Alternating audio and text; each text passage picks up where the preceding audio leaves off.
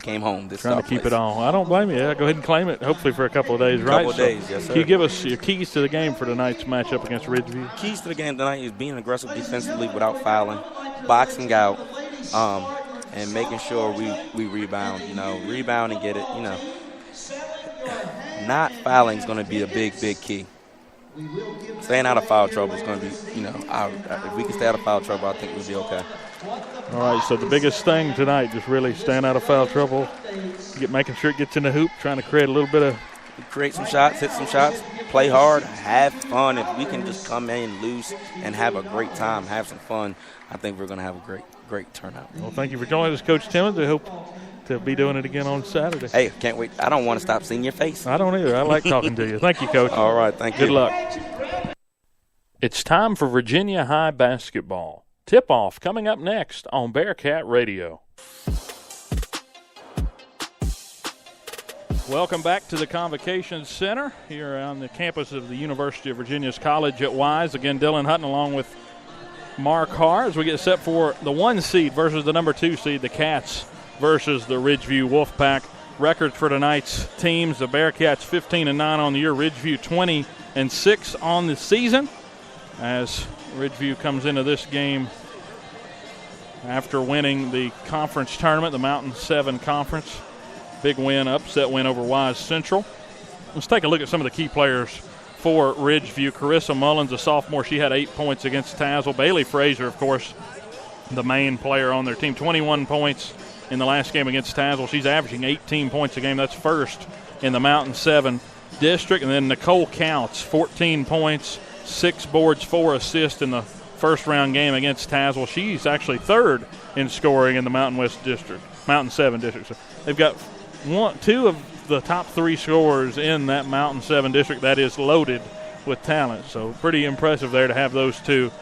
And they're led by head coach Donnie Frazier, of course, the father of Bailey Frazier. So he was hired in 2015, the first head coach for Ridgeview girls basketball. He led Clintwood, actually, before he came over from Clintwood, led them to 2 regional championships and a 2015 1A state title. And he added another state title in 2015-2016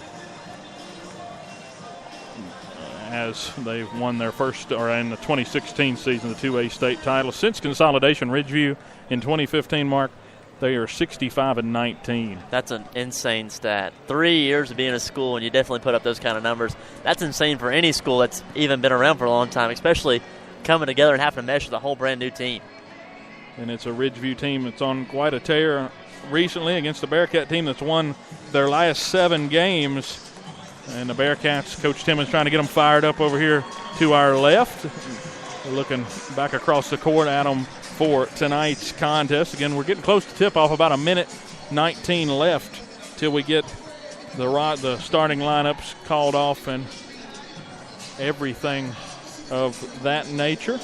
Let's go to Mark real quick here for players to watch. I sort of gave you a little bit, but sort of give us a matchup to watch. I think your matchup tonight you need to watch out for is Frazier versus Jada Campbell. It's all going to come down if Jada's able to outscore her, you got the ball game in your hands. My keys to the game, Timmons hit it right off. You got to rebound. You got to have some physicality. But I think your big 3, your Jada Campbell, your Taylor Owens, and your Maya Lee have to come up big, and then you got to have plus some. Somebody's got to step up, whether it be Lauren De Leon, whether it be Carrington Bailey or Allie Sidnor. Allie Sidnor had a great game last game. You can expect that from her. Then this game's ours. I think it's nothing but the taking for ours tonight. Yeah, and just sort of stay in the zone. Don't have any lapses. Sometimes you see the Cats sort of fall into a 3 or 4 minute lapse, whether it be scoring or defensively. Let's see if we can stay locked in a full court press, sort of pressure Bailey Frazier. It'll be interesting to see how they attack her tonight. See if Coach Timmons is going to mix it up. Who's Gardner? He likes to do that whenever he's playing against these teams that have one really outstanding player, and that's what the Cats are facing tonight. As we get set for tip-off, we got about 4 seconds here during the warm-up period. We'll be ready to get this thing fired up. Cats wearing all white, Bearcats across the front, orange numbers. So, and then Ridgeview in black with blue trim, with the Wolfpack logo right across the front and white numbers on their jerseys. We get set for the starting lineup. Again, from the David J. Pryor Convocation Center, Dylan Hutton along with Mark Hart. Region 2D semifinals. Again, the winner of this one gets a state tournament berth, and they'll be playing in the region championship tomorrow or Saturday against Wise Central or Union, which is coming up later on tonight. Getting set here. Big ovation for Ridgeview. Definitely a good crowd traveled for them. Bearcats had a good little group come over. It's a pretty good ways over the mountain. Yeah, I don't know what kind of way you took us today, Dylan, but we definitely got some scenery, that's for sure. Well, you like the curvy roads, right? So yeah, nothing like a good back road. It's definitely interesting. It's always an interesting trip coming over this way. We always run into something along the way. You never know. As they're getting set here for the starting lineups for the Ridgeview Wolfpack, again, 20-6 on the year. Bailey Frazier, the first one introduced. Of course, she's the one we've been talking about, 18 points per game, the leading scorer in the Mountain 7 district. Nyla Gully, the second one introduced. She's a senior. Frazier, a junior, going back to the first player introduced. Nicole Counts, junior, 14 points in the last game, 13 points per game on the season. As now Addison Whitner, senior, getting introduced as the fourth player. And Amber Taylor, 10 points against Tazewell. She's a junior in the post, definitely a presence for Ridgeview as we get set now for the Cats.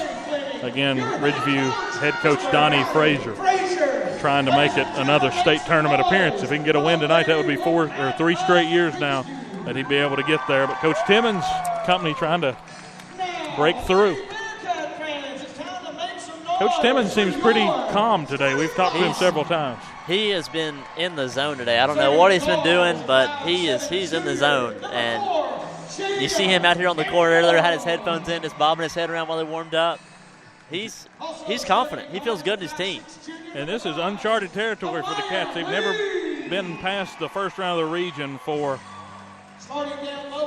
under Coach Timmons. So it's really amazing where this team has come from in the last 3 years. So yeah, Maya Lee getting introduced. There's Kerrigan Bailey. Look at the grin on his face. He's amped for this moment. This is what he's been looking forward to all year long. This was the goal. Allie Sidnor, of course, coming off her best game of the year where she really saved it for the Cats.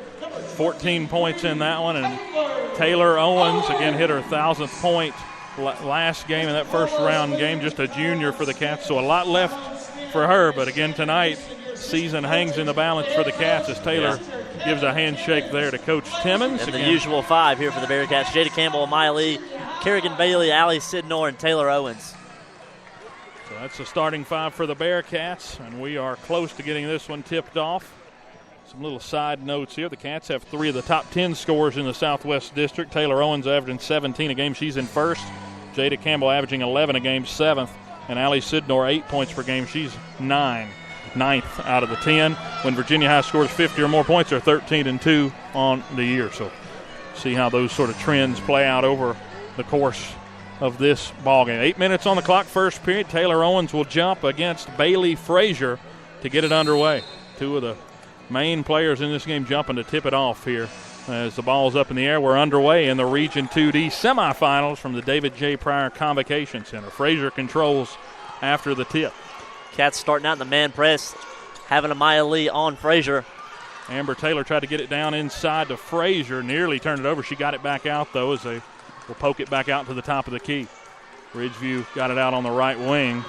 That is Nicole Counts, another one of the top scorers. Jada Campbell jumps in the passing lane, turnover in transition. She's going to the right side of the lane, layup. Up and in. Cats take a 2-0 lead with 7:30 to go, first period. Good start to this game. Got a turnover and led to points. Cats look cool, confident, and collected thus far. Bailey Frazier brings it back up the floor. Yeah, Jada Campbell with the steal led to the easy transition bucket with the right-hand layup. Frazier tried to drive. We got a moving screen and a turnover on Ridgeview as Addison Whitner, the senior, was moving there on the screen, and it'll be Bearcat ball. It's 2 turnovers in 2 trips.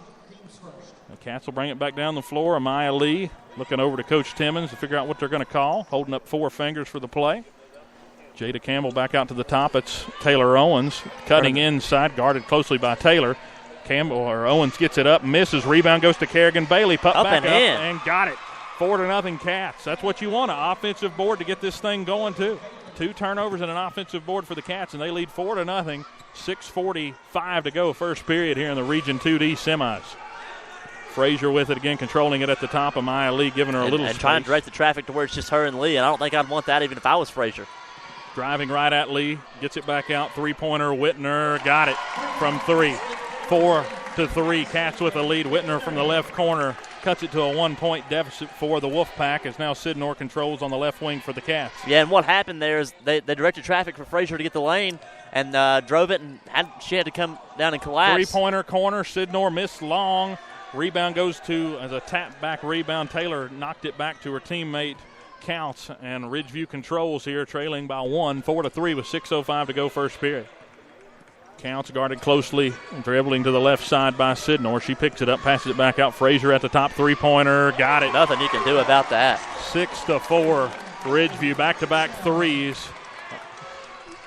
And Ridgeview takes their first lead of the afternoon, 5:45 to go, right over Amaya Lee's hands there. It's a tough shot to make, but she put it in. Maya goes to the post. Now she'll come back out as Sidnor dribbles to the left side of the lane. Jumper up, block, and a steal as Taylor comes away with it. And now Ridgeview trying to push in transition, and a foul, a body block.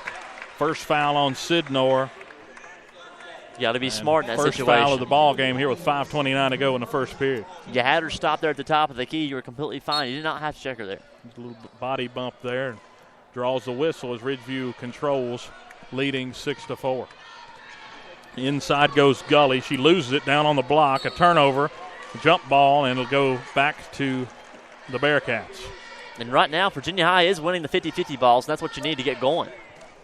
3-pointers so far for the Wolfpack. Cats have 2 inside the paint. Jada Campbell with 2, Kerrigan Bailey with 2, but 2 threes for the Wolfpack. Amaya Lee goes inside, contact. Bailey comes down with the offensive board, tries to get it back up, and we got a jump ball called, and it'll go to the Wolfpack. I don't know how you can call that. The girl was just swatting her hands around a little bit. There was no complete contact with the basketball there. Yeah, it looked like Kerrigan had it. Didn't get a chance to get it back up, though. They just tied it up before she had a chance. Home run pass against the press. Get it down the floor. Jada Campbell pokes it out of bounds. It'll stay Ridgeview ball, but a good play there to keep it, out of a transition sort of race to the basket, and they'll have to inbounds it on this other end. And you can still count that as a win for Ridgeview on that pass. Yeah, to get that baseline inbound. Throwing it in, they'll get it to Frazier, again averaging 21 points per game. She holds it out on the right wing, guarded by Maya Lee. Not a very good screen there. Lee works straight through it, and we got a push foul. Looks like it'll go on. Bailey, that's her first. Not what you want to see that far away from the basket, too. You'd rather see Bailey get her fouls down on the block, as we do have a substitution for the Cats. Allie Sidnor checks out, and into the game for the first time, Lauren DeLeon. And one of your players you wanted to mention. Didn't get a chance to, but definitely a defensive presence. Yeah, and she comes in and usually plays some big minutes for this Bearcat defense. Counts, drives inside, a block, nearly had it. It came off the hands of DeLeon. It'll stay Ridgeview ball. Missed opportunity there for the Cats.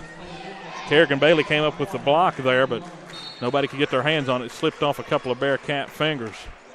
As baseline inbounds for Ridgeview, Frazier dribbles it off from the right corner back out to the top of the key now, driving, spin move up at the top near the free throw line. Jumper misses. Rebound is tipped back into play, and we've got a foul. It'll go against Kerrigan Bailey, and that's what you can't have. That's 2 fouls on Kerrigan Bailey in the last 30 seconds of this. And the ball's been all over the Bearcats' hands. You just have to come down and grab the basketball. If you do in that situation, you're going back the other way. Yeah, it's 2 times now, back-to-back shots that have been put up. The Cats unable to get the rebound, as Kerrigan Bailey will have to sit now with 2 fouls. 4:39 to go first period, and she's sitting. Again, the biggest post presence for the Cats inside as Sidnor's back out on the floor. Gully has it, dribbling up to the top, spins off of Campbell, now back out. Head fake from Frazier, gets it back out to the top, just sort of looping around here offensively. Counts with the right hand, misses, rebound offensively, and we've got a foul inside on the shot, and it will go on, looks like Taylor Owens. We'll see. Yeah, Taylor Owens, her first. Losing the foul game right now, 4-1 as well, and 4 of them on your big players, too. And it's all on this side. I mean, it's been back-to-back possession, or all in this possession where the Cats haven't been able to get a board.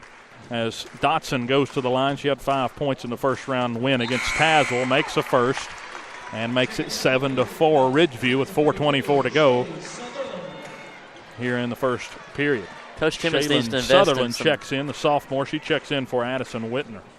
You got to invest in some Elmers if you're Coach Timmons at this point. Second free throw, up and in. She made them both, 8-4.